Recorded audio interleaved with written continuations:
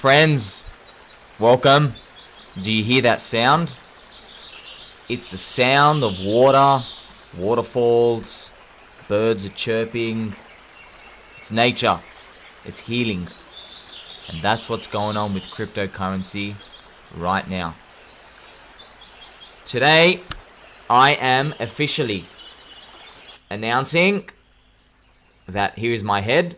I am announcing 2022 to be the GPC, the Great Ponzi Collapse. We're going to mark 2022 on our calendars from now on as the Great Ponzi Collapse of crypto. It is a play on the word GFC, which is the Great Financial Crisis. Funny enough, that term was also made by an Australian, and it caught on. That was used to describe the poopy nature of 2008, where the housing collapsed. We had our own Ponzi collapse, the crypto Ponzi. And I think it's a nice ode to it, because houses, no one thinks houses are a Ponzi, right? If you go back before the GFC, no one could ever conceive that. And now, look it's literally brick and mortar. How could you make a house a Ponzi? Well, humans, we can do some crazy stuff. The GPC, okay, we saw some crazy stuff in 2022. Everything was a Ponzi. Everything. I think, most importantly, it made us think, what actually makes a Ponzi? Because life is a Ponzi. You need more people to be born, and you need the money supply to go up to accommodate for those people, and you need everyone to keep working to put labor hours into companies, businesses, provide value, pumps GDP, the money supply increases. Everything's a Ponzi. But we use the word Ponzi really to describe, where you obfuscate your gains, and you can't, everything lurks in the shadows. That's what we really use the word for. But, everything dies without growth. Everything. So we saw SBF, the heart of the Ponzi of 2022. He took down Luna at UST, and then it was like a self-sabotage bullet to his leg because he was aiming to take out 3 Arrows Capital, and everything imploded. I don't know where the future lies for this guy, but I hope it's nowhere near our industry again. And what's actually crazy, so also in the GFC, I'm not making this up. They arrested Bernie Madoff. Right, he was I think it was like a CEO of NASDAQ. Like, he got very up there. And SBF also got arrested, and Bernie got arrested at the bottom of the GFC. And I will prove it to you right here. You go check back his articles. It was actually, when he actually got arrested, was I think like March. Like, it was actually right here. I'm not joking. First there were the articles about things happening, and then it was over, man. And we never looked back. Kind of interesting though, if you imagine this to be the Bitcoin chart, it's almost like we go down to 15k here, and then we just slowly go up. And this is the generational bottom, but believe me, no one had the balls to say this was the generational bottom. Warren Buffett made an article in October. Let's go to October. Oh, here we go. And he made an article going, stocks are cheap, you have to buy stocks. Which is okay. I remember in an interview he goes, man, I felt like the biggest poopy head in the world. He goes, because the stock market index dropped another 25% from that. So many stocks dropped like another 40, 50% from his call. Where he made a full article going, everyone chill out, everything's alright. So this just goes to show you, man. It just shows you. How stupid do you think he looked? This is a weekly chart, right? In October, the next 5 months, he looked like an absolute poopy head. An absolute poopy head. Look, then you're back to break even by May the next year. You're now in month 8, 9, 10. Look at this, July next year. 10 months of how about my generational bottom call, right? So this is it. Isn't that crazy? From October to July the next year. and then like you're barely up. Like if we move it to October, like after a year, like, oh wow, whoop-de-doo, 13%, woo! You just risk losing everything for 13% after a year. You're a genius, right? We all know what comes out after this, you know? So we had cleansed everything. That's why we're listening to the birds chirping, because that's actually what's happening here. We have healed so much.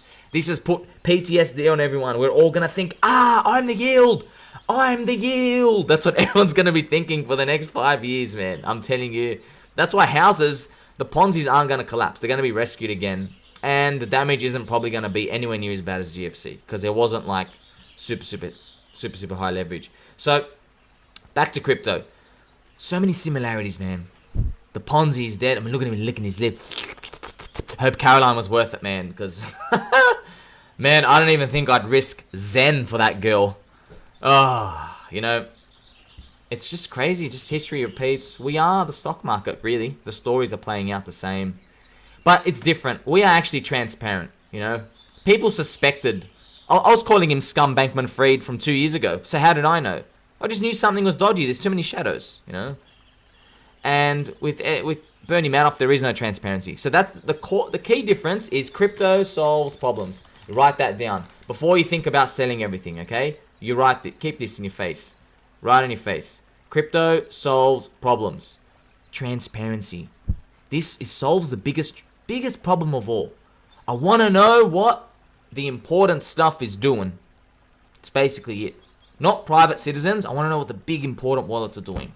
And that's what crypto solves. This problem is so important because it's like a police check on everyone. So you notice, right? Crypto people, we are no better than the boomers. We are the boomers. We're all human. But crypto always puts a light on us. So with the spotlights on, it makes you think twice about going down the dark path. You know, so it saves a lot of trouble. And never forget this. Before you go out and sell your bags, this is the key difference, you know. We're going to heal from this very fast. We're going to move on to the next type of Ponzi. And yes, there will be more. Can't wait for those. But it's going to evolve, you know. They're going to get better. The Ponzis are going to get better. You know, so I want to go through some more cute stuff. So we are in, remember, this is the GPC. This was the great Ponzi collapse. Every Ponzi collapsed this year. Interest rates went up. And it made you think, everything goes to zero. But everyone's lost sight, which is great because it's the bottom signal. But everybody's lost sight of how we actually got here and why you're even in crypto in the first place. Like, we're in crypto. Yes, we just had the great Ponzi collapse, the GPC. But we only made this because the world has a problem. And the problem is people aren't as productive as the money supply we're producing. And that's it. We've got to be more productive. And it's very hard to when the guys who control all the money just keep paying themselves out. It's very hard to do that. So we made a parallel financial system and we're trying to onboard everyone. And it's free, right? So let's move on. I have some interesting notes. Let's look on, 2022. We reflect. The birds are chirping. We actually are healing. We are healing. Everyone says, no, the poison is just starting now, but we're healing, okay? So I have a tweet here. When the US Fed started holding interest rates, the Bitcoin bottom happened. When the US Fed started cutting the rates, it was the end of the "we are so back" run. I actually think this will be a great meme. We are so back. All the fake guru influencers on YouTube and stuff, they're going to be saying that we are so back. And look where when they're going to be saying it? Baby dolls, in the red part. They're going to be saying it. Yes, the Fed's finally cutting rates. But what's interesting now is everyone's aware of this. That's why these predicting this stuff, it's fun, but don't bet everything on it in the short term. Because I knew that when the Fed cut rates, everything blows up. But now people have made memes and they've been shared around. I'm in various Discords, different communities, and there's a person in every single community who says a Fed pivot is bearish because when they by the way, I call the Fed pivot hold rates and the Fed U-turn when they cut rates. So people basically translate, when a Fed U-turns cut rates, we're going to tank. I'm like, damn, everyone knows. So what's going to happen now? Maybe we are oversold. So it's a moving target. It's a moving target, but it's very interesting to think about. I love seeing this. Buy the dip is officially dead. Retailers have stopped buying the worst ETFs. We are the crypto degens and we are indulging in our Ponzi's, scams, and degenerate casino coins. Retailer ETF traders have capitulated. Many ETFs are down as much as crypto. This is true. And so let's have a quick look. I want to have a quick look. When you see capitulation, you think of this, okay? You think of this in your mind. You do. But this is the S&P 500. That's what everyone's talking about. Capitulate, capitulate, capitulate. That's what everyone's talking about. But the last time there was capitulation was 10 years before this point, you know? So it was, this wasn't even really around here, you know? Like, let's say 6 or 7 years. That's a long time, man. That's a long time. And what you're asking, why is this important? Because the stock market remembers. Because people remember. Because crypto people remember. Humans, we remember. We remember. We have recency bias. So so that's why stocks went further than you can possibly imagine, and it broke the low, which is very interesting, right? You can draw parallels to crypto today. It broke the low. So if I go back to the Bitcoin, right? Let's go back to the Bitcoin. Let's have a look. Delete these people. Crypto. Let's leave us up here. When we go back to the Bitcoin, do you remember the zombie virus? Everyone remembers the zombie virus, right? And everyone remembers the capitulation of death. It was like this was a double capitulation going on, right? It's on everyone's minds. Capitulations don't happen when every single person's waiting for it. The definition of this is mass fear. How can you get majority of the crowd to be just clicking lows? How can you get them? It's when they literally think the worst is over and they've never seen anything like this before. So you have to think, have you heard of anybody say, oh wow, I've never seen anything like this before? Like, if Bitcoin goes to 12K, right? 12K, 10K. Is anybody going to be saying, oh my God, I've never expected this. We've never seen this before. Would anybody say that? Ask yourself this. The answer is no. That's how you know the crowd is stacked. That's how you know. Now, we are surprised by the FTX Ponzi. Look what the FTX Ponzi collapse did. Look what it did. By the way, I thought, right before it collapsed, I go, man, I don't think it's going to collapse because SBF is too evil. But if it did, Bitcoin's going to 10K. I really thought that. And then, you know, it's funny, if you look at the notes, even the Alameda guys, Caroline, SBF, and someone else, they said, man, I'm surprised Bitcoin isn't down lower than this. They actually said that in their final chat messages to each other, which is funny. They were thinking the same thing as me. See, I'm using them as a proxy. I'm thinking, oh wow, that means everyone's thinking about that, right? That means someone with a big fat bag is going to be ready, probably, to buy Bitcoin soon. Because, look, if a person in a dusty room in Australia, wrestling crocodiles like me, is thinking about it, then probably someone else with bigger bags, is like big bullets, is thinking about that too, right? So this capitulation happened, and just like, well, 25%. It's big, but it's not. It ain't your 10K, man. It ain't your 10K. It's not down here. It's difference, right? So that's just something to think about, right? So that's what I want you to understand. Which is, you know, everybody remembers the capitulations. When everyone remembers capitulations, you get a different form. So that's why, bringing it back to this, when we say that people have capitulated, they're not looking at the shape of a candle and going like, oh, people just relentlessly sold lows. They're looking at the flows. They're actually looking at, okay, people have actually stopped buying those ETFs, the bad ETFs in America, which is like super high growth, like random. There's actually like a soy milk company selling them for like $9 a bottle. It's ridiculous, man. I can't believe some of these companies actually exist. Like, you wonder why crypto exists, man. Like, we're so blessed they actually exist. I'm telling you now. So let's move on. The 2-year US bond. The US 2-year bond looks toppy. If we were long this poop coin, you would exit. So have a look at this. Does this look healthy to you? It doesn't. This is the market saying, hey, Chairman Powell, you're a scum, corrupt loser, and we don't believe you. That's what this market is actually saying, right? I kind of think they have a hand in this as well, but that's for another topic. So the 2-year bond looks like it's rolling over. The 2-year bond, let's get the pencil. You can see on the right-hand side, okay, the 2-year bond is 4.2% yield. Okay, how is this possible when Powell said, hey, we're going to go to like 5.25% next year, and then we're going to hold for like, a long time. So that's like hold another year. How's that possible? How's that possible? How come the Fed is saying should be 5% plus for 2 years, and the bond is saying you're a lying piece of poopy. You're 4.2%. Now, obviously, you're listening to me for the highest value content because no one else is going to tell you this, but I'm telling you, the free market is always right. The free market is always right.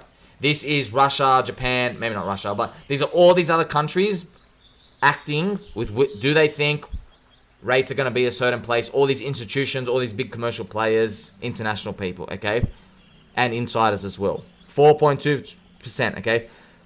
So when I look at this 2-year bond, I imagine someone who goes to the same cocktail parties that the central bank scum goes to, and someone who's on the outskirts. So he's not in the inner circle. He's not in the inner circle of people. This is the inner circle. You know, you got Chairman Powell, you got that little penguin hair, Janet Yellen. You got these people, right? The inner circle. Okay, I imagine this is impacted because there are people on the outside. They're like, they kind of know someone in. They can get in hand, you know, and they have somebody who's like basically just like a rat inside, who's kind of feeding them info, saying, hey man, like, you know, like I heard they chit-chatted about how bad the economy is, or that yield curve, you know. So they might hear some comments where these people are hanging, and they'll be like, yeah, Powell was talking about the yield curve, and he's like, oh yeah man, that thing's really inverted, and that was the only comment he said. And then he went back to the party and he started, like, you know, doing his, like, you know, more and more of his talks and relationship building. So that's how I imagine this inner circle happens in my head. So when you see the US 2-year bond reflect that, that's what's going. That's why I think, well, I really believe, accounting for all the data, that the Fed is lying, which means we are closer to the end of the hikes, not the start, as some people believe. Okay, so I've mentioned here, somebody is lying. It's going to be the Fed once again. So this is not unique. This happens every single time. Okay. I love this picture so much. Do you smell that freedom? Oh, yeah. Okay, so Joey Biden, 1.7 trillion spending. You know what I love about this especially? No one's talking about it. No one. We are so crushed in our bags, we're not talking about it. Which means it has maximum effect when it seeps in. The crypto market has not priced this in yet. Because remember, crypto solves all the problems, right? Why aren't we rallying off this? It's like, you should be deducing logically that, hey, the government does the same thing it's been doing for 100 years. Crypto still has a purpose, but no one's thinking like that, which is great. I'm the only person thinking like that. Me, after seeing this 1.7 trillion bill, everyone else is on holidays. So the fact that I'm the only person thinking about it and I haven't heard anyone else talk like this means it's going to have a bigger impact than most people think. Okay, so this is a nice man. I hope to God this is photoshopped. Okay, so the US government, it's a $1.7 trillion stimulus. Everyone expects 2023 to be very bad. I say, but the bad years are softened when you can prepare for them. So this is like the market prices in stuff. They go, if we sell off bad in 2022, we don't have to sell off as bad in 2023. So it's the unexpected shocks that really mess with stocks and the crypto markets, which is true. Markets don't, if things are going to go bad, the markets don't mind that because they know the devil. It's when unexpected stuff happens. Like you have the Fed going, we're going to hike the fastest we've hiked literally in history. That is unexpected. That's the stuff that sends us down, right? So this is the DXY chart. Let's look at the chart. As the DXY goes up, we're risk off. DXY goes down, you know. So this was posted months ago, right? DXY was still up the top and started topping out. We're down lower, but crypto hasn't reacted yet. Probably because of the cucumber boy, right? Maybe that takes time. So here I have another chart of Anthony Pomp talking about Bitcoin. He's like, I'm a true Bitcoiner, but I also like having one ship coiner after another on my show. You know, so people are pivoting. People are pivoting because the digital gold narrative for Bitcoin is not as profound as it was at the start. You know, like, yeah, look, you're going to learn something that I have learned. The most powerful narrative is not decentralization. The most powerful narrative is number go up. All right? Number go up. And if you want proof, Go look at Satoshi himself. Satoshi put the Bitcoin halvening in there and never mentions it in the white paper. Doesn't talk about it ever. He doesn't talk about the Bitcoin halvening. But the Bitcoin halvening is there. Why? Because he wants a supply shock. Because he wants the price to go up. Because he knew if price go up, it is the true God of everybody. Humans, we love growth and price go up. Okay, so, and look, man, ETH BTC going up is Ethereum's price go up more than Bitcoin. That's just the truth of that. That's its big nutsack. So we're starting to question these narratives now. We're going to have a paradigm break. And when Ethereum flips Bitcoin, you're going to see, you know, all those people who you think are religious believers, like, oh yeah, Bitcoin till I die. Mark my words. This is one of my, obviously, this is my obvious, most profound prophecies. You're going to see Bitcoin maxis flip like you've never seen before. They will become Vitalik worshippers. I promise you that. They will flip their portfolios instead of like 80-20 Bitcoin, Ethereum. They'll flip it literally the other way without any questions. I'm telling you now. Mark my words. It will happen. Okay? It will happen. Almost done, friends. 2008, 2009, the stock market bottomed after Bernie Madoff was arrested. So, when we look back, it didn't look like a rally on the charts. But the market was healing. It just took time, you know? Remember, in the S&P 500 chart, it's from Warren Buffett's call, it still took a year from his article. He's like he made a mad article at the bottom of October. He's like, you got to buy for long term. You got to buy for long term. After a year, is only plus 13%. And that was a generational bottom, you know? Makes you think, you know? So, we have to close with the Bitcoin UD chart. The Bitcoin UD chart doesn't look good. However, this might just mean Bitcoin is significantly diminishing returns. BTC is losing its number go up narrative to other crypto. I don't think being the most decentralized will translate to the highest return. Which is true. This is just, crypto is hyper competitive. You better be on top of your game. You better be switching your strategy from outrage marketing to being a nice person to donation to fighting people to just taking other people down to go and you better be the best, man, because you're competing against the best of the best in the world. You have a harder job at competition than stock market companies do. You really do, because they have geographic advantages. They can take people with law and legal part. They have so many tools at their disposal which change the game. With here, it's just like wild, wild west. Like, you better be the best. You better be the king of the town. Otherwise, you will fade into irrelevance. I don't think Bitcoin will fade into irrelevance at all. I think the story of Satoshi is so profound, like a religious cult. But what are you here for, man? Are you here to own a decentralized money and yell about it in the streets? Or are you here for some sick gains, you know? Because we love investing. We love the challenge. We're warriors. We're fighting the good fight. You get to improve your financial situation for yourself. You get to retire early, your friends, your family, you help everyone around you invest for the future and stop being a slave to just these consumerism items, right? Because that's ultimately the end of the goal. When we change ourselves, then the world gets better just by that 1%, and maybe that's just the push we need. So that's 2022. The great Ponzi collapse. Never forget it, okay? Never forget it. I don't think we can't forget it. It will always be in the charts, in our minds, okay? So friends, until next time, I love you all.